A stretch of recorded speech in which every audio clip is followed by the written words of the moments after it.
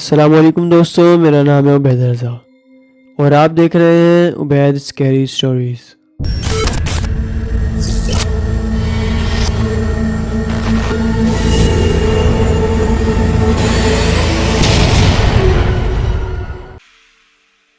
امید کرتا ہوں آپ سب خیریت سے ہوں گے۔ اللہ پاک آپ سب کو سلامت رکھے۔ تو دوستوں، جیسا کہ آپ سبھی کو معلوم ہے، میں آپ لوگوں کی بھیجی گئی سٹوریوں کو پڑھتا ہوں، سنتا ہوں اور بیسٹ سٹوری سلیکٹ کرنے کے بعد آپ کی کہانی آپ کی زبانی اپنے ویورز سے شیئر کرتا ہوں۔ اگر آپ بھی مجھے اپنی کہانی شیئر کرنا چاہتے ہیں تو نیچے آ رہے ای میل پر یا واٹس ایپ نمبر پر مجھے اپنی کہانی بھیج سکتے ہیں۔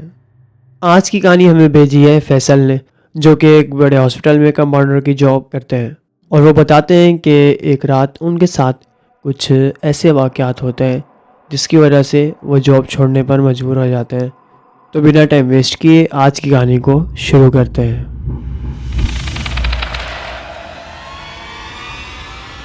السلام علیکم عبید، میرا نام فیصل ہے۔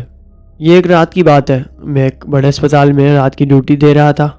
یہ اسپتال شہر کے کونے میں واقع تھا، جہاں لوگوں کا آنا جانا بہت ہی کم تھا۔ رات کا وقت تھا اور پوری بلڈنگ میں خاموشی چھائی ہوئی تھی۔ سناٹا ہو رہا تھا اور چاروں طرف کوئی دکھائی نہ دے رہا تھا کیونکہ رات کا وقت تھا۔ بس ایک کمرے میں مریضوں کی مشینوں کی آوازیں آ رہی تھیں اور ڈاکٹروں کے چلنے پھرنے کی اور ہلکی پھلکی باتیں وغیرہ کرنے کی آواز آ رہی تھی۔ میں ہسپتال کے ایک کمرے میں بیٹھا تھا جب ایک نیا مریض آیا۔ اس کی حالت بہت خراب تھی۔ وہ ایک انتہائی بدحال حالت میں تھا اور مسلسل کچھ بڑبڑا رہا تھا۔ میں اس کی عجیب سی حالت دیکھ کر تھوڑا سا پریشان سا ہوا۔ اس کے چہرے پر دہشت جھلک رہی تھی۔ میں نے ڈاکٹر سے کہا اسے فوراً علاج دیا جائے، مگر ڈاکٹر نے کہا کہ اس کا علاج ممکن نہیں۔ ایسا لگ رہا تھا جیسے وہ ابھی مر جائے گا۔ رات کا وقت مزید گہرا ہوتا جا رہا تھا اور میں چمکتی ہوئی لائٹس کے نیچے بیٹھا ہوا سوچ رہا تھا کہ کیا ہو رہا ہے۔ اچانک ایک دروازہ کھلا اور مریض کے کمرے سے آواز آئی۔ آواز سن کر میری تو ہمت ہی جواب دے گئی۔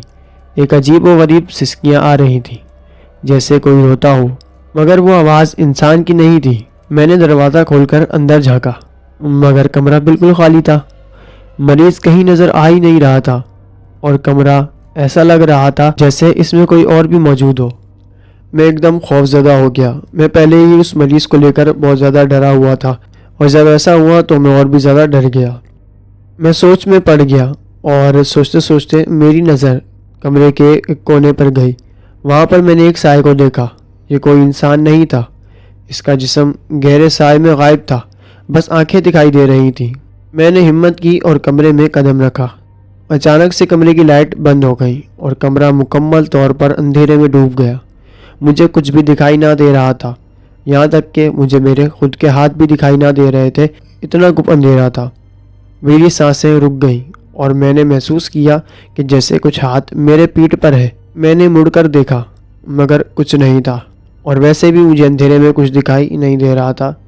دل کی دھڑکنیں تیز ہو گئیں اور قدم خود بخود کمرے سے باہر کی طرف بڑھنے لگے۔ اس کے بعد جو کچھ بھی ہوا وہ میرے ذہن میں اب تک گونجتا ہے۔ وہ سایہ مجھے ہمیشہ سے یاد رہتا ہے اور ایسا لگتا ہے جیسے وہ میرے آس پاس گھوم رہا ہو۔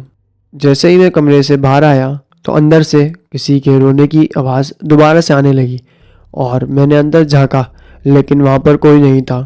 میں ایک دم سے ڈر گیا اور بھاگ کر اپنی جگہ پر واپس بیٹھ گیا۔ ایسا ساری رات ہی چلتا رہا۔ صبح تک اسپتال میں کچھ بھی نارمل نہیں ہوا، یعنی معمول کے مطابق نہیں آ رہا تھا۔ بار بار کسی کے رونے کی آواز، کسی کے چلنے کی آواز اور کبھی کسی کے ہنسنے کی آواز آ رہی تھی۔ ایسے کرتے کرتے صبح ہو گئی اور صبح ہوتے ہی میں نے یہ سارا واقعہ اپنے سینئر کو بتایا اور اپنی جاب سے ریزائن دینے کا فیصلہ کیا، اور میں نے اسی دن جاب سے ریزائن دے دیا۔ مگر وہ کمرہ اور وہ سایہ ہمیشہ میرے ذہن میں ہے، اور جب بھی رات ہوتی ہے مجھے لگتا ہے کہ وہ میرے آس پاس ہی ہے۔ کیا وہ مریض حقیقت میں مریض تھا یا وہ کوئی اور ہی مخلوق تھا؟ یہ سوال آج تک میرے ذہن میں ہے، لیکن اس کا جواب آج تک میں نہیں ڈھونڈ پایا۔ یہ میری زندگی کا وہ واقعہ ہے جس کے بعد میں کسی بھی جگہ نائٹ جاب نہیں کرتا اور میں نے اس جاب سے بھی ریزائن دے دیا تھا۔ اس واقعے کے بعد میری زندگی بدل گئی، یعنی میں رات کو کافی چیزوں سے ڈرنے لگ گیا تھا۔ تو عبید، یہ تھی میری کہانی جو میں نے آپ سے شیئر کی۔ اگر آپ کو میری کہانی اچھی لگی ہو تو اپنے چینل پر ضرور اپلوڈ کرنا۔ اللہ حافظ۔ سو فرینڈس، یہ تھی فیصل کی کہانی، جنہوں نے ہم سے اپنی کہانی شیئر کری. مجھے ان کی کہانی پسند آئی تو میں نے آپ لوگوں سے شیئر کری. اگر آپ بھی مجھے اپنی سٹوری بھیجنا چاہتے ہیں تو نیچے آ رہے ای میل پر یا واٹس ایپ نمبر پر مجھے اپنی سٹوری بھیج سکتے ہیں. امید کرتا ہوں آپ کو آج کی کہانی بھی بہت پسند آئی ہوگی. اگر آپ کو کہانی اچھی لگی ہو تو کہانی کو لائک کر دیں، چینل کو سبسکرائب کر دیں، بیل آئیکن کو پریس کر دیں تاکہ نیکسٹ آنے والی اچھی سے اچھی کہانی بھی آپ تک پہلے پہنچ سکے. تو ملتے ہیں کسی نیکسٹ ہارر اسکیری سٹوری میں. تب تک اپنا اور اپنے پیاروں کا خیال رکھیے گا. اللہ حافظ.